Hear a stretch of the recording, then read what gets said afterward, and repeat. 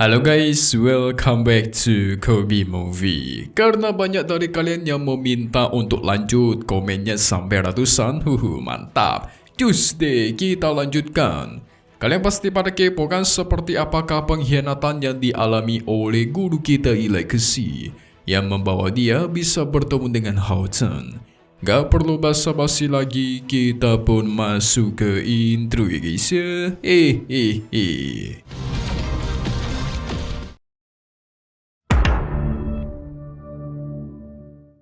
Melanjutkan dari yang kemarin, pernikahan Legacy bersama Fulo pun dilanjutkan.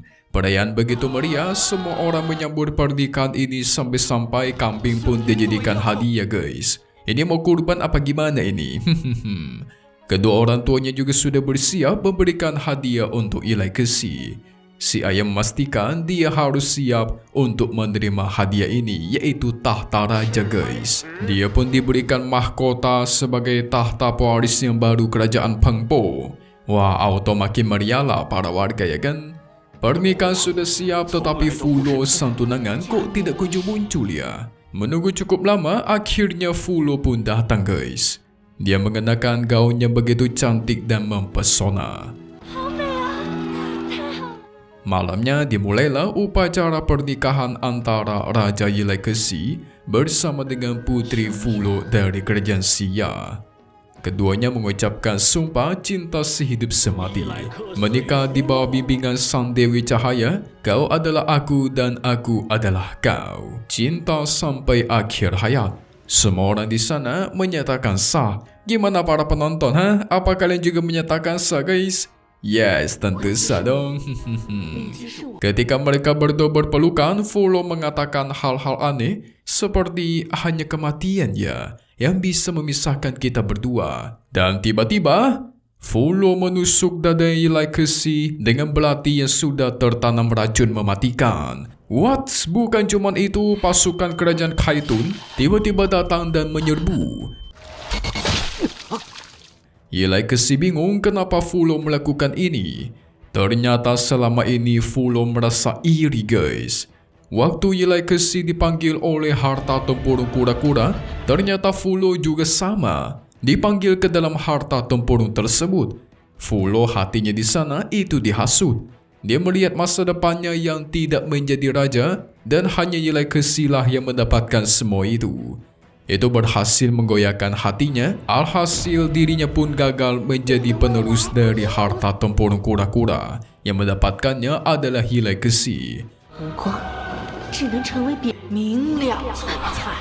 Apalagi ayahnya ingin menyerahkan posisi kerajaan Xia kepada Legacy. Itu semakin membuat hatinya Fulo gelisah. Sampai akhirnya muncullah pria berjubah hitam yang memberikan dia satu peluang. Selama Fulo menusuk dada sang putra cahaya menggunakan belati beracunnya, maka si putra cahaya dipastikan mati. Fulo dengan hati sudah busuk memperkuat tusukannya lalu dia tarik. Benar aja guys, belati itu mengandung racun yang menghilangkan energi cahayanya Legacy. Dan muncullah Pelo dengan rasa penuh bangga. Ternyata dia tidak mati setelah pertarungannya sebelumnya. Legacy posisinya sudah tidak bisa berdiri.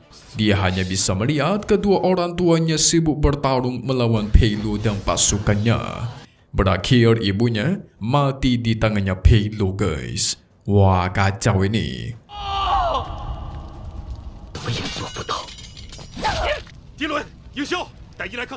Di malam itu juga Fulo menggunakan sihir terlarang untuk menghisap semua jiwa orang yang ada di sana, bahkan ayahnya sendiri.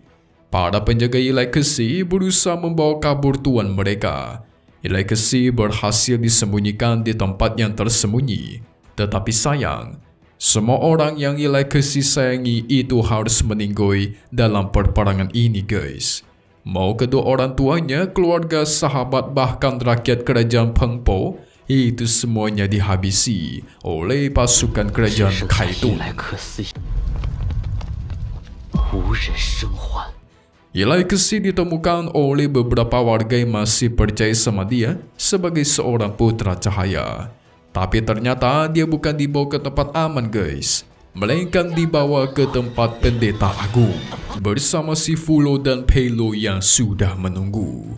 Nah ternyata guys, si pria berjubah hitam yang mengorbankan sang raja bahkan mempengaruhi Fulo itu adalah pendeta agung tahta suci mereka. Wadidaw. Ilai Kesi lagi-lagi pun ditusuk. Bukan cuma sekali, satu persatu dari mereka maju untuk menusuk badannya. Inilah pengaruh dari kepercayaan sesat dari sang pendeta agung. Kacau banget guys. Dewa matahari dan bulan bisa merasakan itu dan hanya mengatakan, jadi inilah nasib kita Ilai Kesi. Nah ternyata guys, orang yang ditusuk sampai meninggal itu merupakan tubuh klon yang dibuat oleh sang Dewa Matahari dan Bulan. Jadi Dewa Matahari menghabiskan seluruh kekuatan cahayanya untuk mengelabui mereka semua dengan tubuh palsunya Ilai Kesi. Wah, nggak disangka-sangka.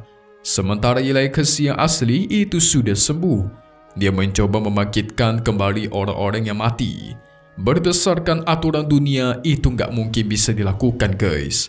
Mana bisa orang yang sudah meninggal dibangkitkan kembali. Tapi Ilai Kesi tidak mau percaya.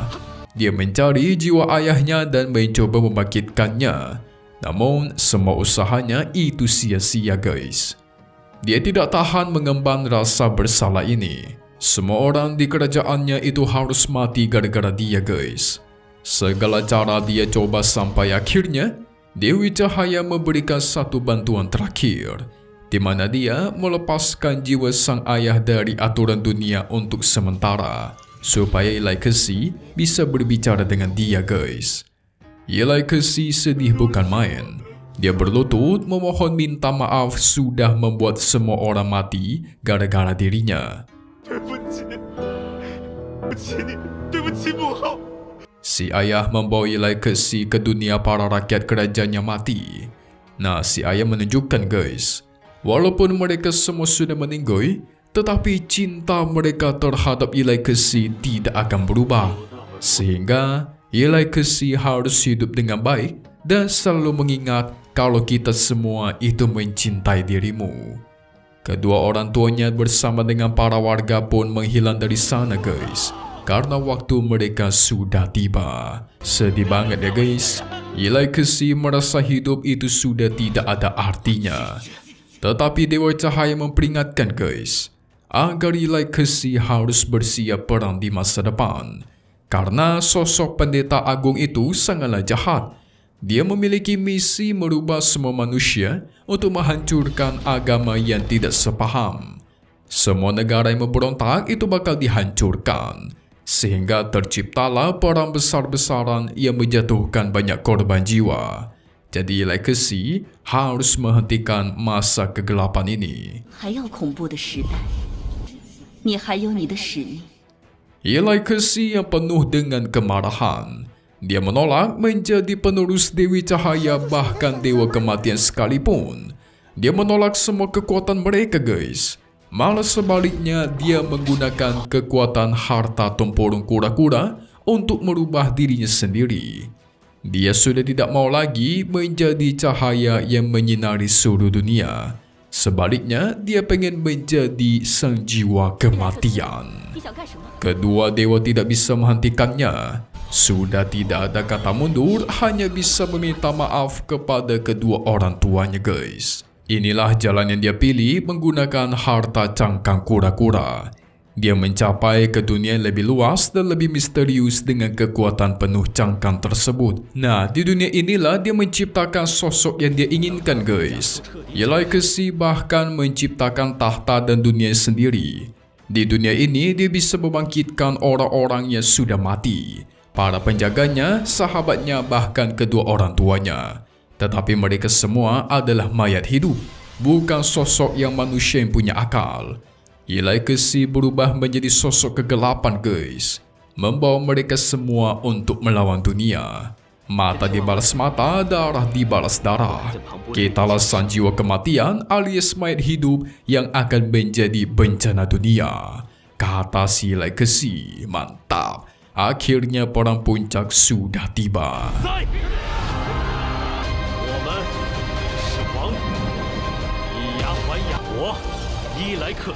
Sementara itu, ada satu kota yang dihancurkan oleh kerajaan Kaitun. Tapi keadaan terjadi di mana para warga yang tadinya meninggoy itu hidup kembali dan menjadi mayat hidup zombie yang membalik menyerang mereka guys. Semua orang di sana berubah menjadi mayat hidup, bahkan juga mulai menyerang ke tempatnya kerajaan Peiluo. Peiluo bingung apa yang sudah terjadi, sampai akhirnya muncullah sosok Legacy.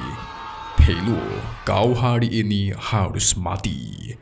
Tubuh Peiluo pun dia angkat ke atas langit, lalu tubuhnya disiksa, dihancurkan dari setiap bagian inci tubuhnya guys. Mau itu daging, otot, bahkan uratnya, itu dipelintir semua, bahkan diremukkan. Terakhir jantungnya dicabut oleh Legacy. Mampus, mati juga nih orang nih. Kematian Peiluo menjadi awal kembalinya Legacy ke dunia ini. Sementara itu, Fu Lou sekarang berbeda sekali dengan masa lalu. Bahkan naga yang dulu menjadi binatang peliharaan kepercayaannya itu malah menjadi bahan kelinci percobaannya guys. Matanya dia cabut dan organ-organnya diambil. Buset, ini hatinya udah busuk banget. Fu Lou merasa senang sekali karena inilah hidup yang dia idam-idamkan. Dia impi-impikan, yaitu menjadi sang ratu tertinggi. Semua rakyat mendukung, bahkan merayakan ratu baru mereka, sampai akhirnya tuar. Dia dipukul lalu ditusuk tepat di dadanya guys. Yes, itu adalah ulah Legacy. Fu Lou sudah diambang kematian, dia masih sempat mengatai Legacy. Walaupun kau selamat dan belum meninggoy, tetapi tetap saja semua rakyat dan keluargamu sudah kuhabisi. Dia masih merasa tidak bersalah atas apa yang dilakukan guys. Legacy pun memutar balik waktunya, membawa dia ke saat-saat mereka berdua menikah. Di sana Fu Lou sempat merasa bahagia dan ingin kembali menikahi si Legacy. Tetapi sayang, sekarang Legacy sudah berubah. Kau dianggap tidak layak. Jantungnya pun dicabut dan tuar. Semuanya dihabisi sama dia guys. Legacy sekarang tidak memiliki emosi lagi. Perang pun terus terjadi di seluruh daerah gara-gara Legacy, terutama para pasukan dari tahta suci agung si pendeta jahat. Semenjak saat itu, julukan Legacy sebagai nekromancer kegelapan, sang pembangkit mayat hidup, itu tersebar ke seluruh penjuru. Dan pada akhirnya, Legacy bertemu dengan sang pendeta agung yang jahat. Ternyata guys, pendeta agung ini adalah putra cahaya yang kedua. Makanya dia tahu cara membunuh putra cahaya. Beberapa kali Legacy hampir saja meninggoy, itu gara-gara ulah dia guys. Pendeta agung bahkan benci kepada sang Dewi Cahaya. Sang Dewi menjanjikan dirinya bakal menjadi dewa cahaya selanjutnya. Tetapi ribuan tahun berlalu, dia masih tidak menjadi dewa. Dia bahkan sempat memakan daging dari dewa matahari dan bulan siput pun itu masih tidak cukup. Sehingga dia mengajak Legacy untuk bergabung dan menghabisi sang Dewi Cahaya yang tidak tahu diri. Biarkan kita menjadi dewa penguasa di dunia kita sendiri. Pendeta agung pun menyerang ke arah Legacy. Dia balas dengan tebasan pedangnya. Inilah pertarungan tingkat tinggi. Pertarungan antar putra cahaya lebih tepatnya guys. Mimi menyebut Legacy sebagai putra cahaya terkuat karena gini guys. Bahkan putra cahaya kedua aja yang sudah menyerap banyak kekuatan, bahkan sudah memakan kekuatan dewa matahari dan bulan, itu masih tidak berimbang dengan kekuatan Legacy.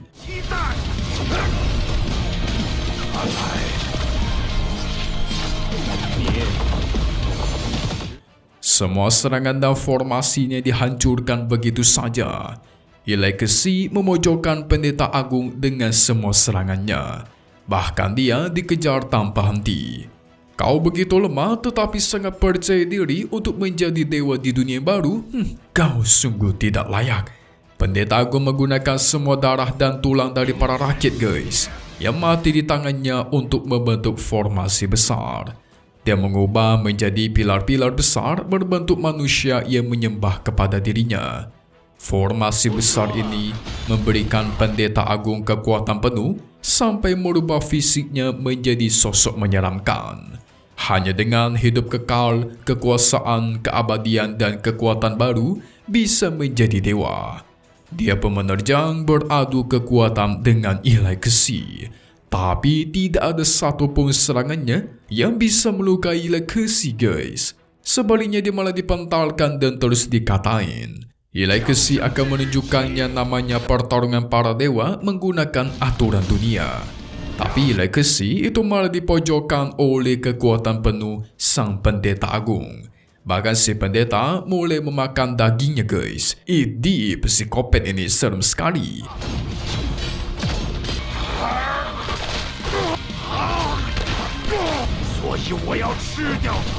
Namun apa yang dia lihat, ternyata yang dia makan sedari tadi itu adalah tubuhnya sendiri guys. Inilah aturan yang dikasih tahu oleh Legacy tadi.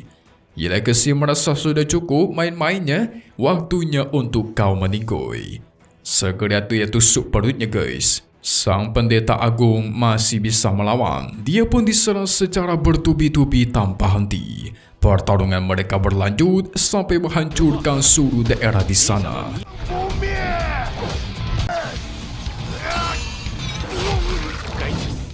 Legacy membuatkan sebutan baru kepada dia, yaitu seorang sampah. Bahkan Dewa Kematian tidak akan menerima sampah sepertimu di dunia akhirat, kata dia.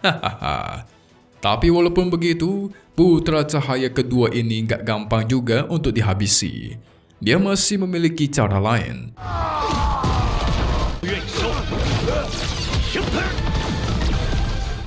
Menghisap semua darah dari para rakyat yang gila akan agamanya guys. Dia hisap lalu dijadikan sebagai kekuatan sendiri. Dengan ini kekuatannya bisa setingkat dengan sang dewa. Bahkan 2 planet itu dia kendalikan guys. 2 planet digabungkan menjadi satu planet yang super besar. Ini gila banget. Di saat-saat itu Legacy malah teringat akan kata-kata sang ayah, yaitu cinta sejati barulah keabadiannya sesungguhnya. Legacy pun memanggil para rakyatnya untuk menyerang dirinya guys. Tidak selesai sampai situ, planet besar yang dibuat oleh Pendeta Agung pun dia genggam, selainnya dewa tertinggi. Wah mantap. Pendeta Agung diserang secara bertubi-tubi, tapi tidak akan dia biarkan mati dengan begitu mudah. Sang Pendeta Agung harus menanggung kematian dari orang-orang yang mati di tangannya. Buset, kira-kira berapa juta mayat tuh guys yang muncul untuk menyiksa tubuhnya itu. Gak terhitung itu mah. Nah, satu hal yang membuat Mimin penasaran guys. Kalau Legacy bertarung melawan si Kaisar Iblis Feng Xiu, kira-kira siapa yang menang ya? Kalian saksikan si Legacy sekuat itu, bahkan bisa menghancurkan satu planet dengan satu genggaman. Coba kalian komen di bawah, kalian lebih mendukung Legacy yang lebih kuat atau Kaisar Feng Xiu yang lebih dahsyat? Kalau Mimin sih pilihnya nanti di komen ya. Singkat cerita, Legacy menemui Dewa Matahari. Legacy satu-satunya orang yang bisa membangkitkan para mayat hidup dengan durasi begitu lama. Bahkan para dewa tidak bisa melakukan hal tersebut. Yang gak heran guys, bahkan kekuatan Dewa Cahaya dan Dewa Kematian aja dia tolak. Bisa Mimin bilang Legacy itu menjadi dewa itu sendiri. Setelah semua perang itu, Legacy sudah tidak tertarik akan kehidupan manusia. Dia sudah muak akan emosi-emosi dan keegoisan, akan semua hal negatif yang dilakukan oleh para manusia. Tapi Dewa Matahari dan Siput yakin akan ada satu hari ras manusia membutuhkan bantuan kekuatannya. Tidak masalah, Asalkan orang itu pantas menerima bantuanku, maka akan ku bantu, kata Ilai Kesi. Dan setelah itu, Dewa Matahari dan Bulan pun pergi menunggu putra cahaya yang selanjutnya. Kira-kira siapa guys? Kalian mesti ingat, putra cahaya itu lahir setiap 6.000 tahun sekali. Dan 6.000 tahun kemudian, Hao Chun lah yang lahir guys, menjadi putra cahaya yang baru. Sehingga bisa kita bilang juga Hao Chun itu adalah putra cahaya yang keempat. Setelah itu, Ilai Kesi pun menghilang dari dunia. Dia menciptakan menara keabadian untuk dirinya sendiri, lalu masuki tidur abadi di dalam menaranya, sampai muncul lagi orang yang bisa membangunkannya. Dan orang yang membangunkannya itu adalah Hao Chun dan Cai Er. Sebenarnya yang membangunkannya itu adalah Cai Er guys. Yaitu ketika Cai Er menaiki tangga sampai ke lantai puncak. Nah itulah ketika tubuh fisiknya Ilai Kesi benar-benar bangun. Sebelum-sebelumnya yang bangun itu bukanlah tubuhnya Ilai Kesi, melainkan cuma jiwanya doang guys, bukan tubuh fisik. Jadi cukup berbeda ya guys. Fisiknya bangun sepenuhnya setelah Cai Er datang meminta tolong. Nah, itulah sejarahnya Ilai Kesi yang tidak kalian ketahui selama ini. Seru banget bukan? Seru dong. Kan kalau kalian nonton di Sheng Yi Wanzhou Throne of Steel yang part 157 rilis di hari Rabu malam kemarin, itu Ilai Kesi mengatakan dia bakal berpindah dimensi dan berkeliling di tempat lain. Nah, menurut prediksi Mimin, dia itu berpindah dimensi ke tempatnya Shaolin 2 guys, yaitu ke tempatnya Hou Yu Hao. Makanya di sana dia menjadi gurunya Hou Yu Hao. Cuma Mimin gak tahu ceritanya kayak gimana, karena jujur aja Mimin tidak menonton Shaolin sebanyak itu. Ya Mimin tahu universe-nya Shaolin dan Throne of Steel itu sebenarnya nyambung. Cuman ada satu fakta yang menarik guys. Throne of Steel itu dunianya lebih kuat daripada dunia Shaolin. Percaya atau tidak terserah kalian. Tapi kalau kalian melihat kekuatan dari Austin Griffin, Kaisar Feng Xiu, dan nanti ketika Hao Chun mencapai puncak, kalian pasti kaget. Tadi aja kekuatan putra cahaya dari Ilai Kesi bisa menghancurkan 2 planet dengan mudah. Apakah itu masih kurang membuktikan kalau dunia dari Sheng Yi Wanzhou ini ternyata lebih kuat daripada Shaolin? Ya silakan kalian komen di bawah, kita debat seru-seruan aja di bawah ya guys. Ya diskusi lah. Mimin tunggu komen kalian di bawah, nanti Mimin akan gabung sebanyak-banyaknya Tonghua ini menjadi mungkin 1 jam lebih ya, atau 50 menit lebih, dan Mimin upload di channel satu lagi. Satu hal yang pasti cuma di sini ya guys. Kobe Movie. Thank you buat kalian semua nonton dan selalu support channel Mimin. Semoga kalian semua sehat selalu, oke? Mimin pamit undur diri dulu. Kita bakal ketemu lagi di video-video selanjutnya. Oke kalau gitu, see you guys.